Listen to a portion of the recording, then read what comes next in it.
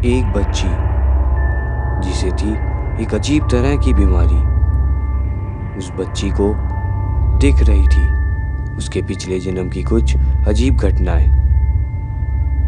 और वो बच्ची कुछ दिन के लिए लायना के घर चली जाती है।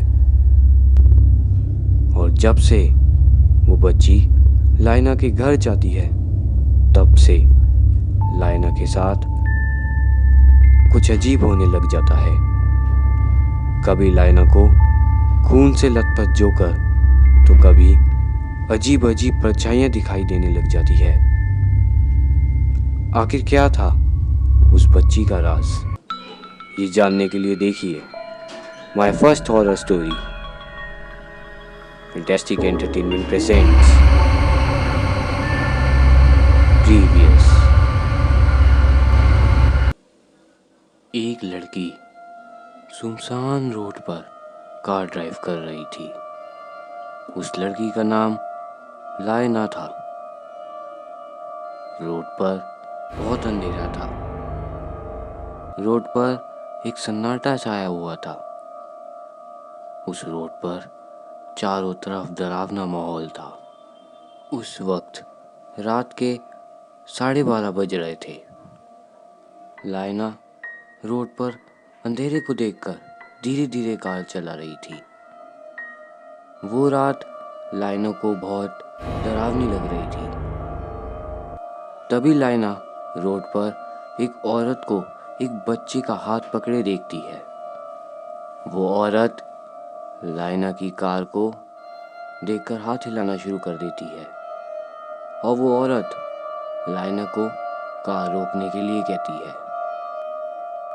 लायना उस औरत को देखकर कार रोक देती है। लायना उस औरत से बात करती है और कहती है, जी बोलिए, मैं आपकी क्या मदद कर सकती हूँ? और आप इतनी रात को यहाँ क्या कर रहे हो? फिर वो औरत कहती है, क्या आप हमें 5 दिन के लिए अपने घर रहने दे सकती हैं? हमारे पास घर नहीं है। अब लायना अपने घर में अकेली रहती थी और उसे अपने घर में बोरियत भी होती थी और लायना को डर भी लगता था। इसलिए लायना उस औरत को रहने के लिए हाँ कर देती है। अब वो औरत अपने बच्ची को लेकर लायना की कार में बैठ जाती है। अब लायना और वो औरत और उसकी बच्ची घर के लिए निकल जाती है। उस औरत का नाम एमा था। उसके पास ना तो घर था ना तो कुछ पैसे थे। एमा के सारे पैसे उसकी बच्ची को हुई बीमारी में खर्च हो जाती है। उसकी बेटी को एक अजीब तरह की बीमारी हो गई थी। उस बच्ची को उसके पिछले जन्म की कुछ घटनाएं इस जन्म में उस बच्ची की आंखों के सामने दिखती थी। ये सब बात एमा लायना को कार में बता रही थी। फिर जब लायना ने एमा से बच्ची का नाम पूछा तो एमा ने बच्ची का नाम लायना बताया। लायना उस बच्ची का नाम लायना सुनकर हंसने लगी और कहा, अरे, मेरा भी नाम लायना है। अब थोड़ी देर बाद वो तीनों यानी लायना, एमा और एमा की बच्ची लायना के घर पहुंच जाते हैं। और वहां पहुंचकर लायना एमा को उसका कमरा दिखा देती है। अब वो तीनों अपने अपने कमरे में सो जाते हैं। अब रात के 3:30 बजे का टाइम था। लायना को किसी के रोने की आवाज़ आती है। लायना उठकर बैठ जाती है। लायना को नीचे वाले फ्लोर पर से किसी बच्चे की रोने की आवाज़ आ रही थी। अब लायना डरते डरते अपने रूम से बाहर आती है। लायना उस रोते हुए बच्चे की आवाज़ सुनकर कँपकँपाने लगी थी। लायना रूम से बाहर आने के बाद ऊपर से नीचे वाले फ्लोर पर देखती है, पर वहाँ पर कोई नहीं होता। फिर लायना कहती है, अरे कोई भी नहीं है यहाँ तो। मैं बेमतलब में घबरा रही थी। तभी लाइना वापस रूम में जाने के लिए पीछे मुड़कर देखती है कि एमा की बेटी डरी हुई खड़ी थी और वो घर के दरवाजे की तरफ देखकर डर रही थी, मानो उसे कुछ दरवाजे पर दिख रहा हो। वो बच्ची कपकपा रही थी, उसके पसीने छूट रहे थे और वो कह रही थी, देखो देखो वहाँ कोई है, वो मुझे देख रहा है, वो मुझे बुला रहा है। लाइना भी उस बच्चे की बात सुनकर दरवाजे पर देखती है, पर लाइना को दरवाजे पर कुछ दिखाई नहीं देता। फिर लाइना कहती है, अरे कोई भी तो नहीं है, तुम्हें क्या दिखाई दे रहा है? फिर वो बच्ची कपकपाते हुए कहती है, वहाँ दरवाजे के पास एक कटा हुआ सिर रखा हुआ है जो मुझे बुला रहा है। लाइना समझ जाती है कि ये उस बच्ची को हुई बीमारी की वजह से हो रहा है। ये बच्ची को वो बीमारी है जो इसे पिछले जन्म की कुछ घटनाएं इसे अब दिखाई दे रही है, उसकी वजह से ये सब हो रहा है। लाइना को भी इस बीमारी के बारे में पता था, क्योंकि लाइना को भी ये बीमारी बचपन में थी, पर अब लाइना ठीक हो चुकी थी। अब लाइना उस बच्ची को गोदी में उठाकर एमा के पास छोड़ आती है और आकर सो जाती है। अब अगले दिन दोपहर के टाइम उस बच्ची को और बहुत अजीब अजीब चीज़ें दिखाई दे रही थी। कभी सिर कटे तो कभी लोगों की डरावनी परछाइयाँ दिखाई दे रही थी। यहाँ तक कि अगले दिन रात में लाइना के साथ एक ऐसी घटना घट जाती है जिससे लाइना के भी पसीने छूट जाते हैं। अगले दिन से लाइना को भी वो दिखने लग जाता है जो उस बच्ची को दिखाई दे रहा था। लाइना जब रात में सो रही थी तभी लाइना का बेड हिलने लग जाता है। लाइना डर के मारे खड़ी हो जाती है। तभी लाइना को एक अजीब सी परछाई खिड़की के पास दिखती है और खिड़की के पास से लाइना को आवाज आती है, जोकर जोकर। फिर लाइना कहती है, कौन है वहाँ, कौन है? तभी घर की डोल बैल बजती है। लाइना घर के दरवाजे के पास जाती है, दरवाजा खोलती है और कहती है, इस वक्त कौन आया है? तभी लाइना दरवाजा खोलकर देखती है तो कोई नहीं होता। दरवाजे के बाहर एक लेटर खून से सना हुआ पड़ा होता है।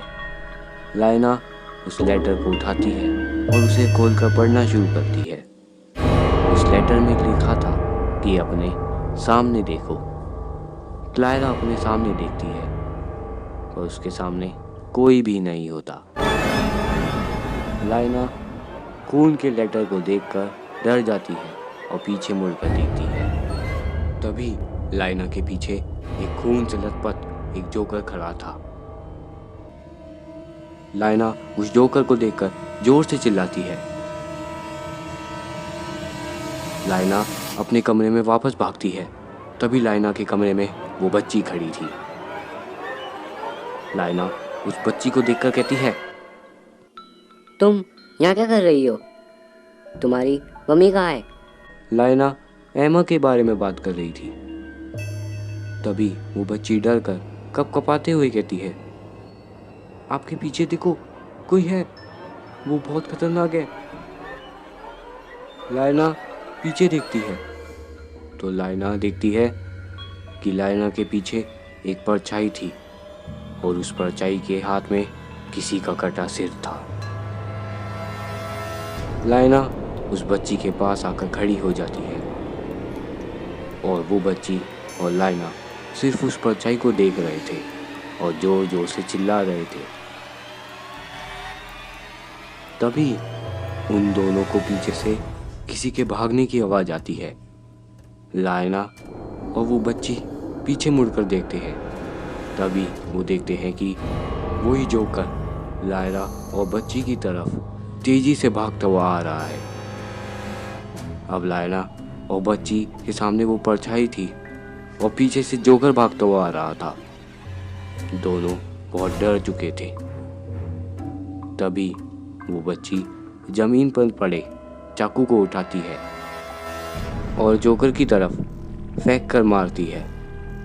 तभी चाकू के सामने उस बच्ची की मम्मी यानी एमा आ जाती है और वो चाकू गलती से एमा के लग जाता है और एमा के आर पार हो जाता है और एमा वहीं मर जाती है। अब लायना के सामने वो परछाई थी और लायना के पीछे भागता हुआ जोकर और एमा की लाश थी। लायना इतना सब देखने के बाद उस बच्ची को लेकर सेफ जगह पर भागने की सोचती है। तभी लायना बच्ची की तरफ देखती है कि वो बच्ची हाथ में चाकू लेकर लायना को बड़ी डरावनी शक्ल से देखती है और तभी वो बच्ची हवा में उड़ना स्टार्ट कर देती है। बच्ची का ये रूप देखने के बाद लायना बेहोश हो जाती है। अब जब लायना की आंख खुलती है तो लायना अपने रूम के बेड पर लेटी थी। लायना के साइड में उसकी एक पड़ोसी जिसका नाम कोरा था। फिर लायना कोरा से कहती है, एमा कहाँ है? वो बच्ची कहाँ है? फिर कोरा कहती है, कौन बच्ची? कौन है एमा? किसकी बात कर रही हो? फिर लायना कहती है, अरे वो एमा, उसकी बच्ची जिसे मैं लेकर आई थी। फिर कोरा कहती है, तुम तो किसी को नहीं लाई। तुम तो इतने दिनों से अकेले में बड़बड़ा रही थी। तुम इतने दिनों से खुद से क्यों बात कर रही थी? फिर लायना कोरा को एमा और बच्ची की सारी बात बता देती है। यह सब सुनकर कोरा समझ जाती है और कोरा कहती है, असल में सच्चाई तो ये है कि तुम किसी एमा और बच्ची को लेकर आ ही नहीं। वो जो छोटी बच्ची थी पास्ट था। तुम्हें भी वो बीमारी थी जो उस बच्ची को थी। बस तुम्हें बचपन में तुम्हारा पिछला जन्म दिखाई देता था और अब तुम बड़े हो गई हो, इसलिए अब तुम्हें तुम्हारा बचपन गलत तरीके से दिखाई देता है। फिर लायना सोचती है, इसका मतलब मैंने जो जोकर और सिर कटा और एमा नाम की एक लड़की को देखा था वो सब रियल नहीं था। वो सब मुझे हुई बीमारी की वजह से दिख रहा था। कोरा फिर लायना को कहती है, तुमने अपने बचपन में गलती से चाकू से अपनी मम्मी को मार दिया था और वही तुम्हें छोटी बच्ची के रूप में आज पास दिखाई दे रहा है। अगर तुम्हें ठीक होना है तो वापस उस डॉक्टर के पास जाओ। अब डिसीजन तुम्हारे हाथ में है। तुम्हें वापस ठीक होना है या फिर अपना पास्ट बार बार देखना है। Thank you guys for watching this story. Guys channel में और भी वीडियोस हैं, आप वो भी जाकर देख सकते हैं। और गाइस वीडियोस पर 70 व्यूज आ रहे हैं पर सब्सक्राइब कोई नहीं कर रहा है, तो गाइस प्लीज सब्सक्राइब कर दीजिए। Thank you for watching.